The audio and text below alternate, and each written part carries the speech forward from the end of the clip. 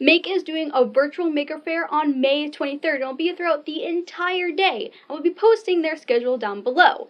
But the reason why I'm bringing this up is 2 years ago I went to New York Maker Faire, and it was so cool, and I got so many amazing interviews. So that was the Mythbusters Junior kids, Joel Telling and Naomi Wu. I did get other interviews, but to a multitude of reasons, like the background or whatever, I didn't put them out. My plan was that for some of them to post them the next year as a teaser for the next Maker Faire, but Make went under, so I never was able to do it. But now Make is back, and also the amazing maker Darrell Maloney is also back, and that's who this interview is. His channel is The Broken Nerd, and he is so cool and so talented. One of his recent projects was making vibranium, and right now he's also working on a G-Force helmet. So I will be posting his channel down below, but I wanted to show you all this interview because it was really interesting and it was so great to talk to him, and we've stayed friends this entire time. And like I said, he is amazing, and in this interview you'll find a multitude of things like where did the Broken Nerd come from, and which is better, Marvel or DC? Supernova Style Science News with Julie 7 Sage. Alright, so like I said, you're an absolutely amazing maker, especially in making props. But a lot of reviewers probably don't know you, so could you quickly introduce yourself? Sure, my name is Darrell Maloney, and I go by The Broken Nerd. I do a lot of YouTube videos on producing 3D printed props and doing finishing on them. You can find me on Tested and Make. Alright, and like I said, you're absolutely amazing at making props, but what got you into prop making? So initially it was just a hobby.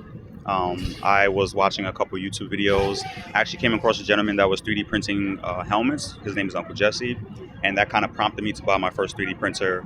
After that, I've been doing modeling for about 4 years now, so that kind of crossed over to 3D printing. Started 3D modeling for 3D printing, and then just kind of took off from there. A lot of your props look super realistic, like they actually came from the movie or whatever, the games themselves. How did you learn how to do that?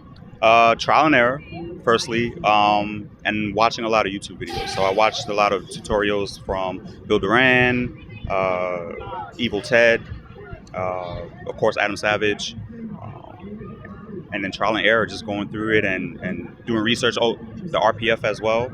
A lot of helpful information up there. So combination of those things to kind of get to where I'm at right now. And I'm still learning as well. So you've made many amazing, absolutely just amazing things like Nova's helmet, Infinity Gauntlet, multiple lightsabers, recently Raphael Sai. Out of all the things you've made, what is your favorite? I would say it was the Infinity Gauntlet, which was my first video. But I let that go. So right now, it's the Ram Koto's lightsaber. But yeah, the Infinity Gauntlet was that one because it was the first completed 3D project that I finished, and the first YouTube video I put out. So I held on to that dearly until I had to let it go. Oh, that's too bad. So you've made a lot of like Star Wars things, a lot of things from Marvel. So I have to ask, which do you like better, Marvel or DC? This question is gonna get me in trouble. It's gonna start many fights. Marvel all the way. Okay. I'm gonna own that one. All right. So like you said, you like worked on Tested. How was that? Like, what did you like? Like, how awesome was that to be on there and to work on there? It was pretty surreal. It's still surreal to me. It simply started out with a tweet. It got the attention of the powers to be, and got contacted and went out to do. Actually, I was in San Francisco working on a different project, and I was able to go visit the Adam Savage's cave and got a chance to talk to some of the people there. Adam wasn't there at that time. And kind of went back and forth about a project that Adam and I can work on, and we landed on doing Silicon Valley's Comic-Con. And then I flew out there for a week and worked with Adam on the Incognito Wall costume that we did with the Knights of Ren. And it was a surreal experience. I enjoyed it thoroughly. Adam is every bit of what you get on screen. Very knowledgeable, and it's been an awesome journey. Yeah, so with the incognito that you just mentioned, how long did it take people to like realize that it was you guys, and how was that built? I think it was a couple minutes in, somebody had asked Adam if I'm not that well known, so and then plus that he had a situation where he forgot his contact lenses, so he had his glasses on underneath. So I think that kind of gave him away a little bit. But I believe maybe about 2 minutes in, somebody stopped him and was like, "Oh, are you Adam?" Uh, yeah, and I can't even remember. I was in so much pain because I had my glasses on under my helmet, so I really wasn't paying attention. I didn't even know he got stopped. I was like, just kept walking. I was like, I just want to get this helmet off. I just want to get this helmet off the whole time. But yeah, so that yeah, I think I want to say it was like 2 minutes into the walk, somebody made him. Okay. And what was it like to like do that build with Adam? It was amazing.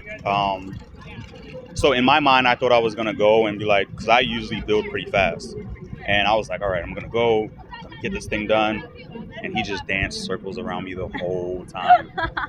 So yeah, it was a fun experience. He taught me some things that I didn't know about.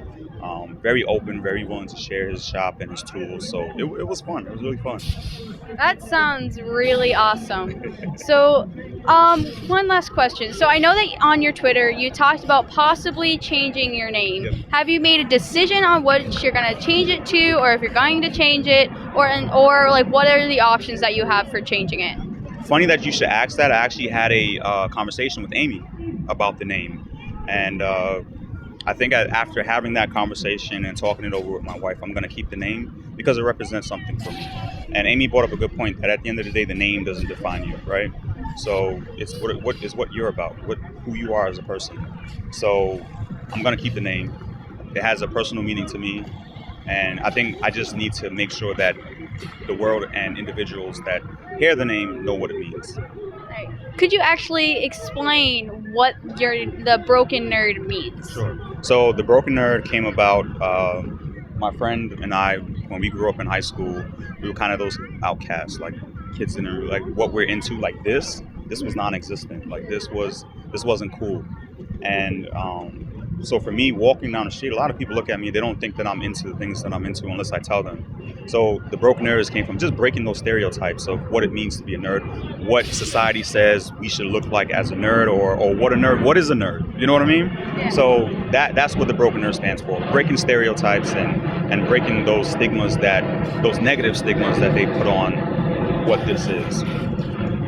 That's a really nice meaning for a name. All right, so thank you so much for talking with me and letting me interview you. It's been really fun, and I've really enjoyed it. So for all the viewers, please go check out his YouTube. It's absolutely amazing. You're going to find a bunch of amazing props.